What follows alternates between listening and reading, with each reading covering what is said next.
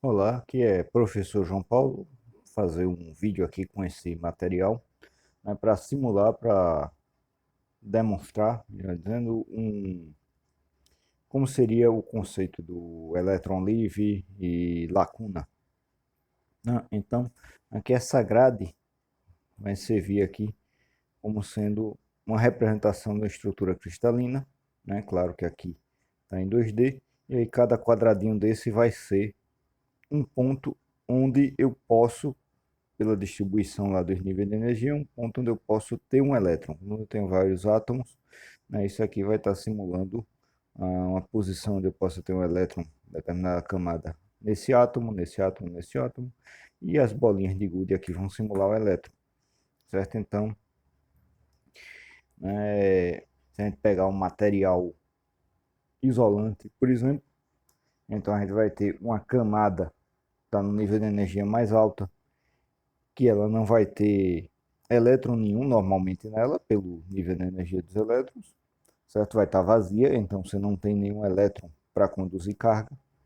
E abaixo dela, a uma distância grande em nível de energia, você vai ter a chamada camada de valência, em que todas as posições estão ocupadas, então não tem como um elétron se movimentar daqui para cá, porque ele não tem lugar livre para ele ficar, então todos os elétrons estão presos nas posições aí da rede cristalina do nível de energia, certo? Enquanto que no metal você vai ter elétrons e níveis de energia disponíveis ali a eles. Então, tipicamente, esses elétrons vão estar aqui sob efeito da energia térmica e vão estar, né, pulando aqui de posição em posição.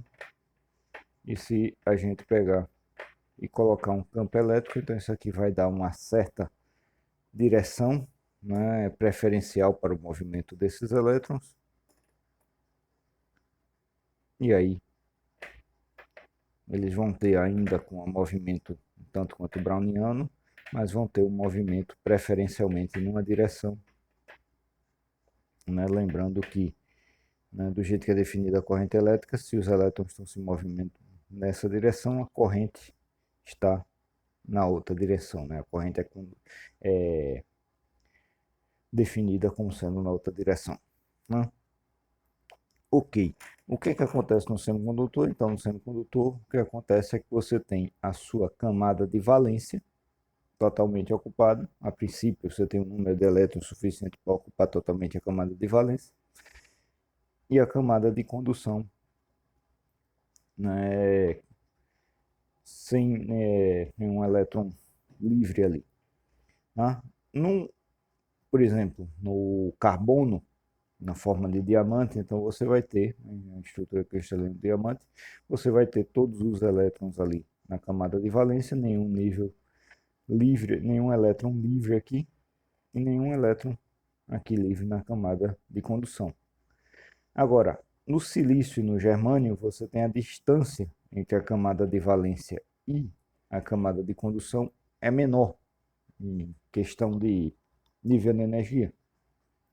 Então, a própria energia térmica faz com que você possa pegar alguns elétrons aqui da sua camada de valência, eles têm uma energia suficiente para chegar na camada de condução.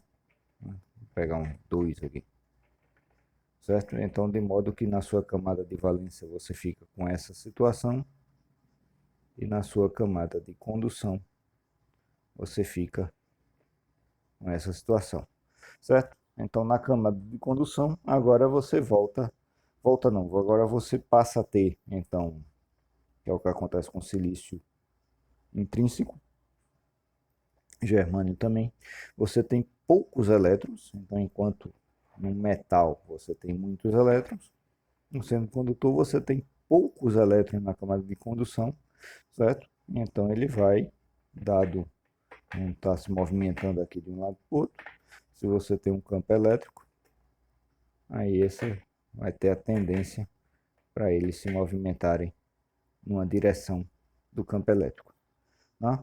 E aí você tem essa corrente definida pelos elétrons, esse movimento dos elétrons fazendo a corrente elétrica, né? Então esses elétrons são os portadores de sua carga, né? Lembrando, mesma coisa, o elétron se move desse lado, o campo elétrico é para o outro lado. Agora, na camada de valência, você tem essa situação aqui. Você tem posições em que você pode ter um elétron, mas não tem. São os elétrons que estão lá na camada de condução. Certo? A isso nós chamamos de lacuna. Por quê? Porque se você tiver um campo elétrico aqui, né? Tá aqui para representar. Então você pode ter um movimento desse elétron para cá, esse elétron para cá, depois esse para cá, às vezes esse para cá, esse para cá, esse para cá, esse para cá, pronto. Certo? Então você tem um movimento de vários elétrons ocupando as posições vazias, né, as lacunas, e que aparentemente funciona como se você tivesse os buracos andando, as lacunas andando da esquerda para a direita, tá? Então, em última análise, ainda são os elétrons que estão movimentando a carga, mas fica mais fácil da gente modelar isso matematicamente com poucas lacunas se movimentando, certo? Essa é a abstração matemática aí da lacuna, tá?